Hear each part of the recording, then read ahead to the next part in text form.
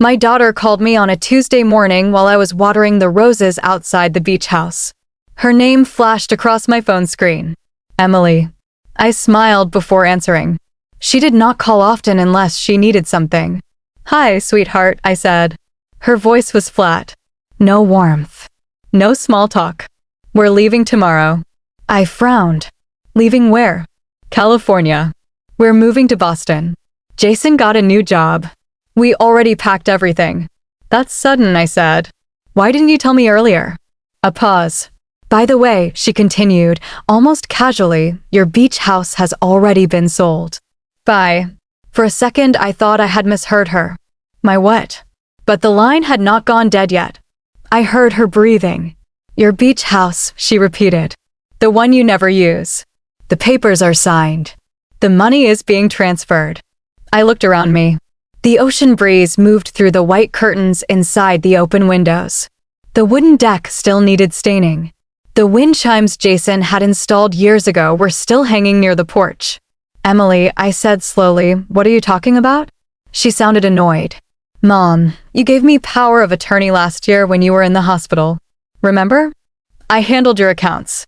I handled the property tax. I handled everything. Yes, I said carefully. To manage things.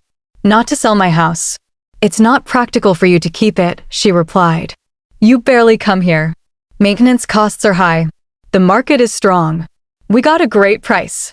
We. She kept saying we. When were you planning to tell me? I asked. I'm telling you now, she said. We close tomorrow. I have to go. Movers are here. I felt something inside my chest tighten. Emily, I said quietly, you forgot one thing. Silence. What are you talking about? I let out a small laugh before I could stop myself. Because the house she sold was actually not mine. But I did not tell her that. Not yet. Instead I said, we'll talk soon. Then I ended the call. The ocean stretched endlessly in front of me. Blue and calm. It had witnessed every stage of my life. I bought this house 32 years ago with my husband, Daniel. Back when Emily was only 6. Daniel had insisted on putting the title in a different structure for tax reasons. He handled most of the financial planning. I trusted him then. After he died 5 years ago, I never bothered changing anything. I knew what was mine. I knew what was not, or at least I thought I did. I went inside and sat at the dining table. The sunlight fell across the polished wood surface. There were faint scratches from when Emily used to drag her crayons across it. She loved this house once. She used to run barefoot on the sand. She used to build crooked sandcastles and call them ocean palaces. She used to hug me tightly whenever storms rolled in. Somewhere along the way, she changed. Or maybe I failed to see who she had become. I stood up and walked toward Daniel's old study. The room smelled faintly of cedar and old paper. His desk was still in the corner, neat as always. He believed in order. In preparation. He used to say, always think 3 steps ahead. I opened the bottom drawer and took out a thin blue folder. Inside were copies of trust documents. Daniel had placed the beach house inside a revocable living trust years ago. The trustee was not me. It was Daniel's sister, Margaret. Margaret and I were never close, but we respected each other. After Daniel's death, she remained trustee as written in the original documents. I had beneficiary rights to live in the house. So did Emily after me. But ownership was not as simple as Emily believed. Selling the house required trustee authorization. And Margaret would never sign without calling me, which meant one of 2 things. Either the sale was illegal, or someone forged something. I picked up my phone and dialed Margaret. She answered on the second ring. Linda, she said. I was just about to call you. My stomach dropped. About what? I received an email yesterday from someone claiming to represent a buyer for the beach property, she said. They attached documents with my supposed electronic signature approving the sale. My fingers tightened around the phone. I never signed anything, she added. I know, I said quietly. There was a pause. Did Emily contact you? Margaret asked. Yes, I replied. She says the house is already sold. Margaret inhaled sharply. That's impossible. Legally impossible. Unless someone committed fraud, I finished. We stayed silent for a moment. I will call my attorney, Margaret said firmly. Do not confront her yet. But it was too late for that. I had already seen something in Emily's tone. Something careless. Almost triumphant. She thought she had won something. What she did not realize was that she had stepped into a trap she did not understand. I drove back to my primary residence that afternoon. A quiet neighborhood 20 minutes from downtown. Smaller. Simpler. Easier to maintain. The entire drive, memories played in my mind. Emily at her high school graduation. Emily crying the day she married Jason. Emily asking me for help with their first mortgage. I had helped every time. When Jason's business failed 2 years ago, I quietly paid off their credit card debt. I told no one. When they needed a down payment for their second car, I transferred money without hesitation. Maybe that was my mistake. I made everything too easy. By evening, my phone buzzed again. This time it was a number I did not recognize. Mrs. Carter, a man asked when I answered. Yes, my name is Richard Lawson. I represent the buyers of your beach property. My heart beat steadily. Calm. Measured. Yes, I said.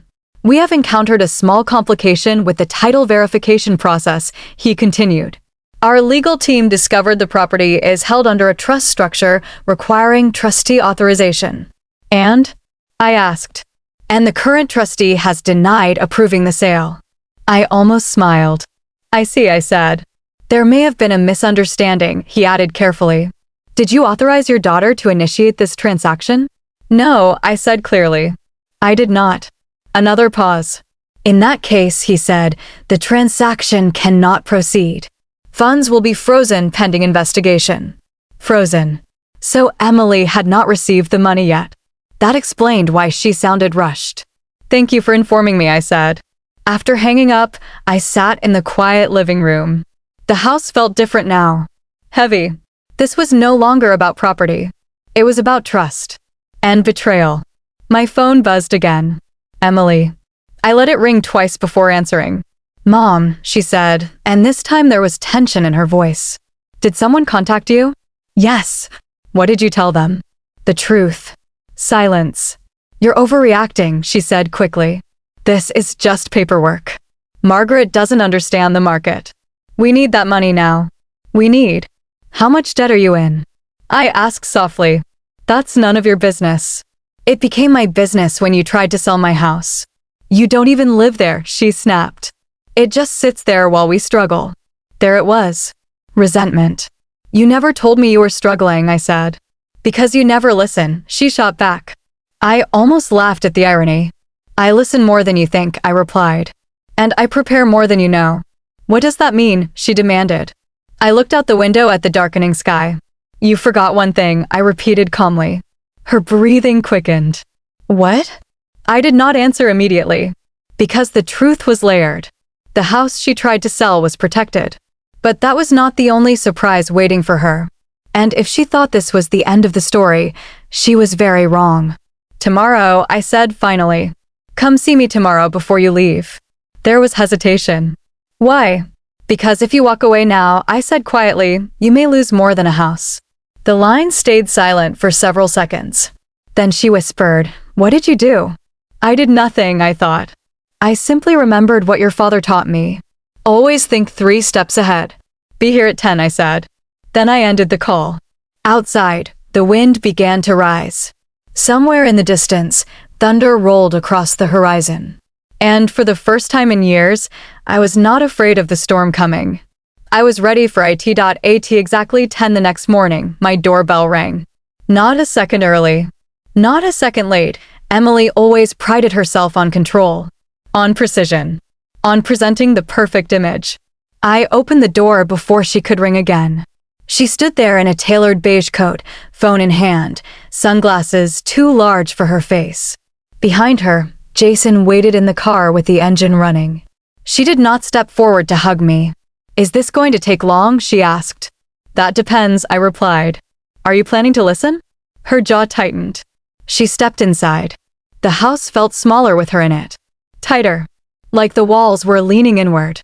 She removed her sunglasses and placed them on the console table. You embarrassed me, she said immediately. The buyer's attorney called. They're threatening legal action. They are protecting their client, I said calmly. As they should. You made me look like a criminal. I studied her face. You made yourself look like one. Her expression hardened. I had legal authority, she insisted. Power of attorney. You had authority to manage my affairs, I corrected. Not to liquidate trust assets. She blinked. For a moment, I saw uncertainty flicker across her face. What trust? She asked. So Daniel never told her. Interesting. I walked past her toward the dining room. She followed, heels clicking sharply against the floor. The beach house, I said, has not legally belonged to me for over 3 decades. That's not possible, she said. You and Dad bought it. Yes. And your father placed it in a living trust shortly after. She stared at me. No. I reviewed the county records. You reviewed surface records, I replied. Not the underlying structure. Her breathing grew faster. You're lying. I pulled a folder from the cabinet and placed it in front of her. Trust documents. Amendments. Trustee designation. She flipped through the pages quickly at first. Then slower. Margaret, she said sharply. Aunt Margaret is trustee? Yes. You let her control our family property?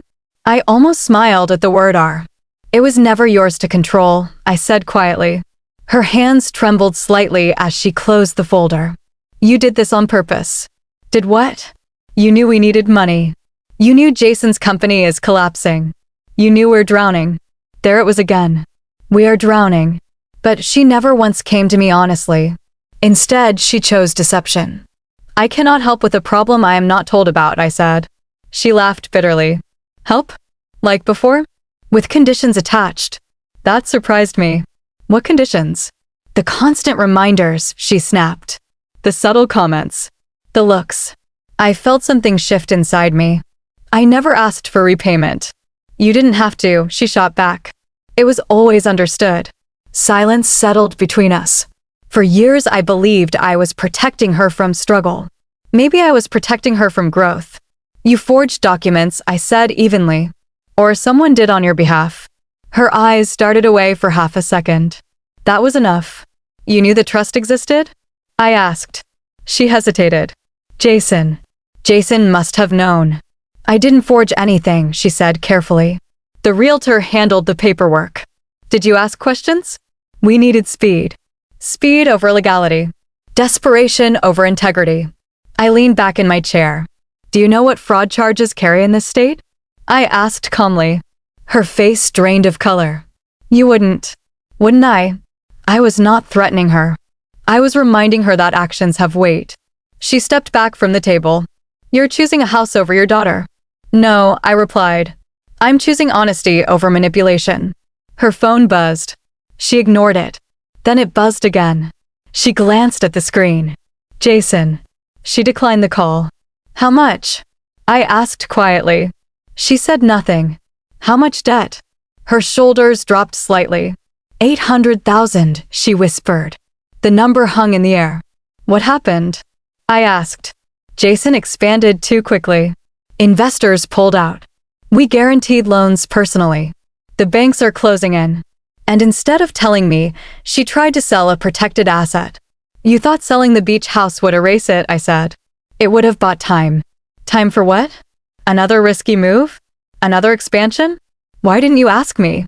I asked again. Her eyes filled with something that was not anger. Pride. Because I'm tired of being the child who needs rescuing. That hurt more than anything else, she said. I never saw you that way. You never had to, she replied. Silence again. Then she looked at me differently. Suspicious. You said I forgot something, she said slowly. What is it? I folded my hands on the table. The beach house was not yours to sell, I said. But that is not the real issue. Then what is? I stood up and walked toward Daniel's old briefcase, which I had placed near the bookshelf earlier that morning. I opened it and removed another envelope. This one thinner. Sealed. Your father anticipated many things, I said. She stared at the envelope. What is that? A contingency. For what? For exactly this scenario. She laughed nervously. You're being dramatic. No, I said. Your father was thorough. I handed her the envelope. Open it. Her fingers hesitated before tearing the seal. Inside was a notarized letter and a second document. She read the first few lines silently. Then her eyes widened. "This is dated 6 months before he died," she whispered. "Yes." She kept reading. Color drained from her face. "No," she said under her breath. "He wouldn't." "He would," I replied. Because Daniel understood risk. He understood ambition without discipline. He understood Jason from the beginning. The document was clear. If any attempt was made to leverage, sell, or encumber the beach property without trustee authorization, the trust would automatically trigger a clause. A protective clause, transferring full control of certain additional assets. Not to me, not to Emily, but to a restricted oversight structure controlled by Margaret and an independent financial auditor. Jason had once joked that Daniel never trusted him with money. It was not a joke. Emily looked up at me slowly. "You set this up?" "No," I said. "Your father did." "You knew." "I suspected you might act impulsively under pressure." Her breathing became uneven. "What does this mean?" she asked. "It means the attempted sale has already triggered review." "Review of what?" "All linked accounts." Her eyes filled with panic. "What accounts?" "Joint guarantees. Business cross-collateralization. Anything tied through documentation to the trust structure." She stepped back as if the floor had shifted beneath her. "That's impossible." "It is already happening." Her phone buzzed again. This time she answered. "Jason," she said quickly. I watched her face as she listened. Confusion. Then fear. Then anger. "What do you mean the bank froze it?" she demanded. A pause. "What do you mean they're auditing everything?" She slowly lowered the phone from her ear. Her hands were shaking now. "What did you do?" she whispered. I met her eyes steadily. "I did nothing," I said again. "I simply let the structure your father built do what it was designed to do." She looked suddenly younger. Smaller. "You're destroying us," she said. "No," I replied quietly. "I am preventing a collapse that would have been far worse." Tears formed in her eyes. "We could lose everything." "You already risked everything," I said. Her shoulders began to tremble. For the first time since she walked in, she was not defensive. She was afraid. I softened my voice slightly. "This is not punishment," I said. "This is intervention." She shook her head slowly. "You planned this." "No," I said. "But I prepared." Outside, the sky darkened again. Another storm was forming over the ocean. Inside my house, the real storm had just begun. And this time, there was no quick escape. Emily stood frozen in the middle of my living room, her phone still in her hand. "What do you mean the bank froze it?" she repeated faintly, as if replaying Jason's words in her head. I remained seated. "Tell me exactly what he said," I asked. She swallowed. "He said their primary operating account was flagged this morning. Then the secondary line of credit. The bank mentions something about cross-collateral exposure tied to a trust structure." She looked up at me, eyes wide. "That's yours." "Yes," I said. "It wasn't supposed to touch our business accounts." Then someone linked them. Her silence confirmed what I already suspected. Jason. In his rush to secure larger loans, he must have listed the anticipated sale of the beach house as a pending asset. Maybe even used documentation from the attempted transaction to strengthen their financial profile. Banks investigate when inconsistencies appear. And Daniel designed the trust to respond automatically to unauthorized leverage attempts. "What happens now?" she asked. "Now," I said calmly, "everything gets examined." Her breathing became shallow. "They'll think we committed fraud." "Did you?" She flinched. "We were desperate," she said quietly. "That is not an answer." Her voice cracked. "We thought the sale would close before anyone noticed the technicalities." Technicalities. That word again. Integrity reduced to paperwork. I stood and walked toward the window. Rain had begun to fall. Thin streaks against the glass. "When your father built his first company," I said slowly, "he lost everything once. Before you were born." She looked surprised. "You never told me that." "He never wanted you to see failure as weakness. But he also never hid from it." I turned back toward her. "He declared bankruptcy. Legally. Transparently. Then he rebuilt." She stared at me. Jason said bankruptcy would destroy his reputation. Reputation built on illusion collapses faster than one rebuilt on truth. She looked down at the floor. We have investors, she whispered. Friends. People who trusted us. And you risked their trust by gambling on an asset you did not own. Tears rolled down her cheeks now. For a moment, she looked like the 6-year-old who once cried when a wave knocked down her sandcastle. Why didn't you just give us the money? She asked through tears. I stepped closer. Because you did not ask. You would have said no. You do not know that. She shook her head. You always test people. You make them prove themselves. That struck deeper than she realized. Was that true? Or was it simply projection? I require accountability, I said quietly. That is not cruelty. Her phone buzzed again. This time, she did not hesitate. Yes, she said urgently. I could hear Jason's raised voice faintly through the speaker. What do you mean personal guarantees are under review? She demanded. That doesn't make sense. Another pause. Her face went pale. They're asking for immediate documentation of asset ownership, she said slowly. They want proof the beach house sale was legitimate. I watched her carefully. And? I asked. She closed her eyes. We don't have it. The weight of reality settled in the room. What did you sign, Emily? I asked. Her lips trembled. I signed a preliminary transfer affidavit. Jason said it was routine. Did you read it? She hesitated. No. I nodded slowly. And Jason? He said the attorney handled the details. I exhaled quietly. Trust placed in the wrong direction can be catastrophic. Put him on speaker, I said. She hesitated, then pressed a button. Jason, she said, voice shaking, Mom wants to talk. Silence. Then his voice, tight and controlled. Linda. Jason, I replied evenly. Did you leverage the anticipated sale of the beach property to secure additional financing? A pause. It was a projection, he said carefully. Not a finalized asset. That is not what I asked. Another pause. Yes, he admitted. We referenced it in restructuring negotiations. Did you disclose that the property was held in trust and required trustee approval? Silence. That's a technicality, he said. It is a legal boundary. He inhaled sharply. With all due respect, this is family property. It is legally structured property, I corrected. You're making this worse, he snapped. If you cooperate, we can still close the sale once Margaret signs. She will not sign. You don't know that. I do. Silence stretched between us. You're willing to let your daughter suffer to prove a point, he said. I am willing to prevent long-term collapse instead of funding short-term illusion. His tone hardened. If we go down, this will follow Emily too. She chose to sign. He did not respond. Because he knew I was right. Jason, I said calmly, you expanded too fast. You don't understand the market. I understand leverage. Silence again. If you had come to me honestly, I continued, we could have structured support legally, privately, strategically. We didn't want charity, he muttered. Then you should not have attempted theft disguised as efficiency. Emily gasped softly at that word. The line went quiet. Finally, Jason said, what do you want? There it was.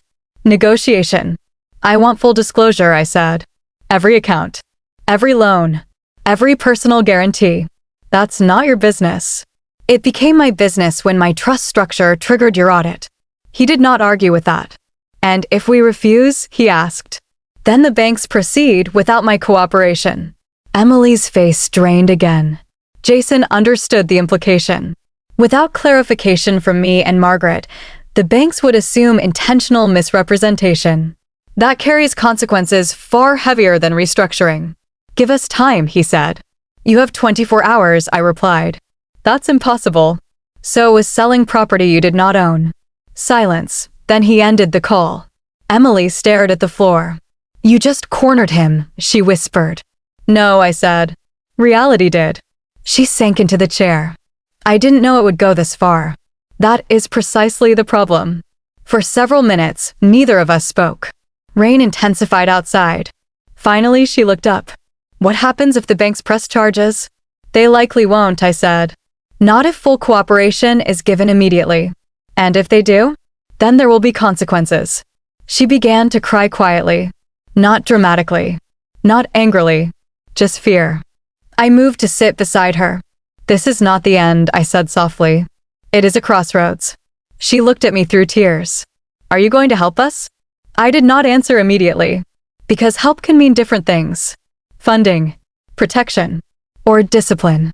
I will help you face this correctly, I said finally. That's not what I meant. I know. She wiped her face. We could lose the house, she whispered. You already tried to lose it. She nodded faintly. And the business? If it cannot survive transparency, I said gently, it was not stable to begin with. Her phone buzzed once more. This time it was not Jason. It was an unknown number. She answered hesitantly. Yes. She listened. Her eyes widened again. It's the bank's legal department, she whispered to me. I waited. She swallowed. Yes, we can come in tomorrow, she said slowly. All documentation. She ended the call. They want us there at 9, she said. Good, I replied. She looked at me carefully. You're not panicking. No. Why? Because I have seen storms before, I thought. And because your father built safeguards for exactly this moment.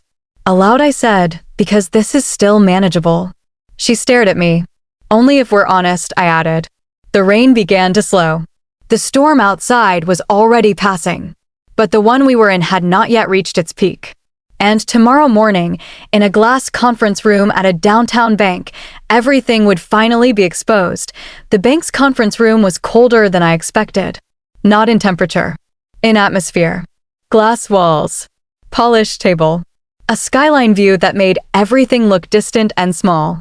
Emily sat beside Jason. Their attorney sat across from them, flipping through a thick folder. 2 representatives from the bank's legal department entered precisely at 9. No one smiled. Jason looked exhausted. Dark circles under his eyes. Confidence replaced by calculation. Emily kept her hands folded tightly in her lap. I chose a seat at the end of the table. Neutral position. The senior bank officer, Mr. Reynolds, began without pleasantries. We've identified inconsistencies in the documentation submitted during your recent restructuring request, he said calmly, specifically regarding the anticipated liquidation of a coastal property held in trust. Jason nodded stiffly. It was a projected asset, he said, not a finalized transfer. Yet it was presented as secured collateral, Mr. Reynolds replied. Silence. Emily's attorney cleared his throat. My clients acknowledge procedural errors, he said carefully. They are prepared to provide clarification. Mr. Reynolds looked toward me. Mrs. Carter, as beneficiary associated with the trust structure, can you confirm whether the property was authorized for sale? No, I said clearly. It was not. Jason closed his eyes briefly. Mr. Reynolds nodded once. Thank you. He opened another folder. There is also the matter of personal guarantees tied to projected liquidity events. Translation. They built their financial stability on something that did not exist. Jason leaned forward. We can correct this, he said. We are negotiating additional investors. Based on what valuation? The bank officer asked evenly. No response. Because inflated numbers collapse under scrutiny. The second legal representative spoke. At this stage, we are evaluating whether misrepresentation occurred intentionally or through negligence. The word intentional hung in the air. Emily's breathing became shallow again. I watched quietly, not as an enemy, but as someone who understood consequences. Jason straightened in his chair. There was no malicious intent, he said. We believed the asset would close. Belief does not replace authorization, Mr. Reynolds replied. Silence settled heavily. Then the officer looked at me again.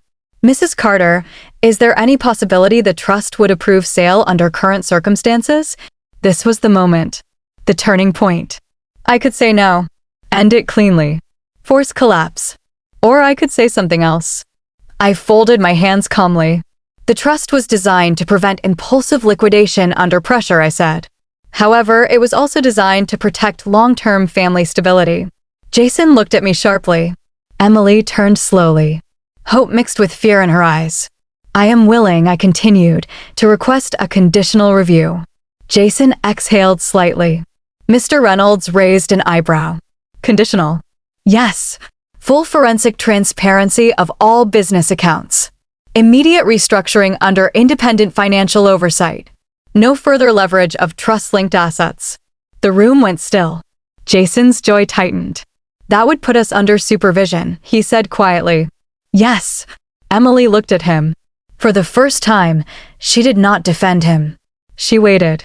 Mr. Reynolds leaned back. If such conditions were formalized, he said slowly, the bank would consider restructuring instead of escalation. Jason looked trapped. Because pride and survival rarely align. If we refuse, he asked. Then we proceed with protective action, Mr. Reynolds replied calmly. Which meant potential litigation. Jason looked at Emily. This time I saw something different in her expression. Not defiance. Clarity. She spoke before he could. We accept oversight, she said quietly. Jason turned toward her. Emily. No, she said, voice steady despite the tremor. We stopped digging. Silence. Mr. Reynolds nodded. Very well. We will draft provisional terms. The meeting adjourned 30 minutes later. No victory. No celebration. Just consequences delayed through cooperation. Outside the building, wind moved between the skyscrapers. Jason walked ahead toward the parking garage. Emily lingered beside me on the sidewalk. You could have ended us, she said softly. Yes. Why didn't you? I looked at the city traffic moving endlessly. Because endings are easy, I said. Rebuilding is harder. And more honest. She nodded faintly. I thought you were trying to control us, she admitted. I was trying to protect structure, I replied. She looked down. I didn't read what I signed, she whispered. I trusted him. Trust is not blindness, I said gently. A long silence stretched between us. I was angry, she said finally. About always feeling smaller than your expectations. My chest tightened. I never expected perfection, I said. Only integrity. She met my eyes. I see that now.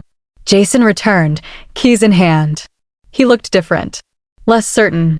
Terms will be sent by Friday, he said quietly. Yes, I replied. He hesitated. Then, for the first time in years, he spoke without arrogance. I underestimated you. That is not a crime, I said. But ignoring structure is. He gave a short nod. No argument. They left shortly after. I drove to the beach house that afternoon. The sky was clear again. The storm fully gone. I walked along the wooden deck and looked out at the ocean. 32 years. Memories layered into every wall. I thought about Daniel. His careful planning. His quiet foresight. He never controlled loudly. He built quietly. And when tested, the structure held. My phone buzzed. A message from Emily. We're not leaving tomorrow. We're staying. We have work to do. I allowed myself a small smile. Good. Because growth does not happen in escape. It happens in accountability. I stepped down onto the sand. The tide rolled in gently, erasing old footprints. Starting fresh lines. The beach house was never just property. It was a foundation. And foundations are not meant to be sold in panic. They are meant to hold weight. For the first time in a long while, I felt something settle inside me. Not triumph. Not revenge. Peace. The storm had tested us. But it did not break us.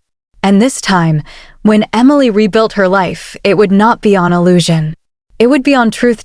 If this story moved you, take a moment to think about what trust really means in your own life. Family isn't just about love. It's about honesty, accountability, and the choices we make when no one is watching. If you enjoyed this story and want more powerful, emotional dramas like this, make sure you subscribe to the channel. And tell me in the comments, was the mother right, or should she have handled it differently? I read every comment, and I'd love to hear your perspective. See you in the next story.